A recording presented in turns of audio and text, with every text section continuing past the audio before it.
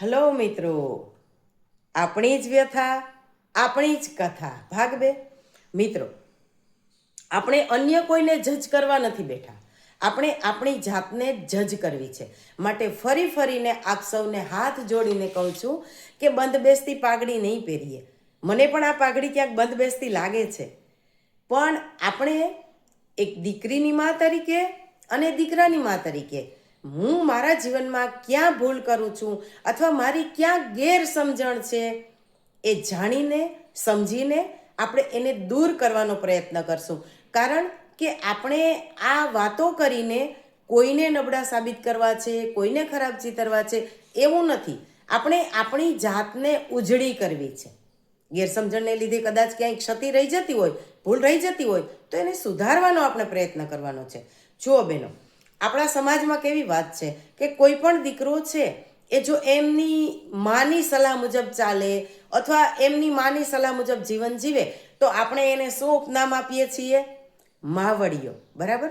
તો હવે જ્યારે આપણી દીકરી સાસરે જાય અને એના ઘરમાં એ સતત માતાની સલાહ મુજબ જો બધું જ વર્તન કરે અને માતાની સલાહ મુજબ જો જીવવાનો પ્રયત્ન કરે તો એ દીકરીને આપણે કયું ઉપનામ આપી શકીએ? બોલો. છે ને વાત બરાબર? આવી તો ઘણી ઘણી બાબતો છે કે જે આપણા ધ્યાનમાં આવતી નથી. અને એટલે જ બહેનો, આપણે બુદ્ધિ અને લાગણી બંને સાથે રાખીને જો વિચારીએ ને તો ખબર પડે કે આપણી મેચ્યોરિટી, આપણું ડાહપણ, આ બધી જ વસ્તુને કામે લગાડીએ તો આપણા વ્યવહારમાં ચોક્કસ બદલ આવે. અને એ બદલ લાવવો એ સાંપ્રત સમાજની એક જરૂરિયાત છે. અને હું માનું છું ત્યાં સુધી જે અત્યારે વર્તમાન સમસ્યાઓ છે, લગ્ન જીવન ખોરંભે ચડી ગયું છે, એ સમસ્યાઓનો અંત લાવવાનું કામ પણ માત્ર ને માત્ર સ્ત્રીઓ જ કરી શકશે.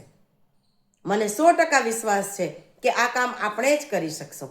આપણે આપણી દીકરીને સાચી સમજણ આપીને, આપણે આપણી દીકરાની વહુઓને સાચી સમજણ આપીને, આપણી જાતને પણ સમજાવીને, સમય પ્રમાણે આપણા જીવનમાં પરિવર્તન લાવીને આ સમસ્યાઓનો ઉકેલ માત્ર ને માત્ર આપણે જ લાવી શકશું.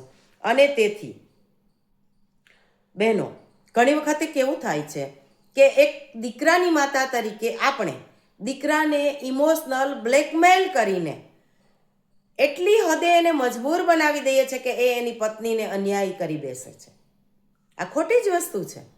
એની સામે એક પત્ની તરીકે પણ આપણે પતિને, એક પુરુષને એટલી હદે મજબૂર કરી દઈએ છે કે એ એના માતા પિતા અને પૂરા પરિવાર સામે અન્યાય કરી બેસે છે. આ બંને બાબતો છે એ અક્ષમ્ય છે અને એમાં સુધારો લાવી શકાય એવો પણ છે. પણ એ કામ આપણે કરવું પડશે, કોઈના કહેવાથી નહીં થાય. આપણે જાતે એના માટે પ્રયત્ન કરવા પડશે. અને સમાજની વર્તમાન સ્થિતિ કેવી છે ખબર છે?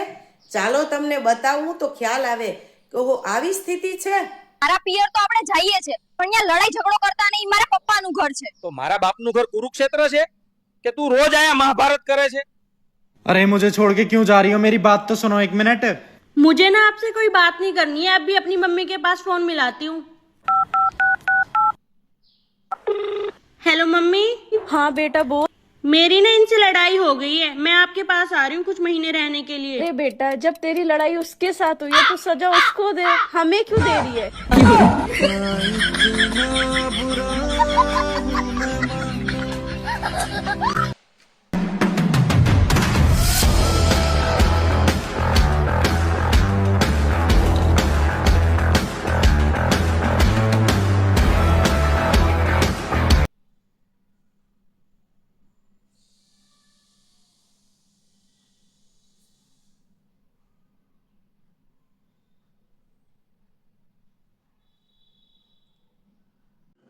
બહેનો, જોયું ને, આપણે આપણી સ્ત્રી જાતિને દુઃખી કરવા માટે કેમ તત્પર બની ગયા છીએ? કેમ જાણે કમર કસીને નક્કી જ કર્યું હોય કે હવે તો આમ જ કરવું, હવે તો આને દુઃખી જ કરી નાખવી, હવે તો આને પાઠ જ ભણાવી દેવો. બહેનો, એવું કરીને આપણે કશું જ મેળવી લેવાના નથી. કારણ કે જો હું એક દીકરીની મા તરીકે મારી દીકરીને સતત મારી સલાહ મુજબ જીવવાનો પ્રયત્ન કરીશ અને એના જીવનમાં, એના પરિવારમાં જો દુઃખદ ઘટનાઓ ઊભી કરીશ તો કાલ સવારે મારા ઘરમાં જ્યારે મારા દીકરાની વહુ આવશે અને મારા પગ નીચે રેલો આવશે ત્યારે દુઃખી હું પણ થઈશ. કોઈને દુઃખી કરવાના ઝાઝા અભરખા રાખવા નહીં, કારણ કે એ દુઃખ એક દિવસ આપણને પણ આવવાનું છે.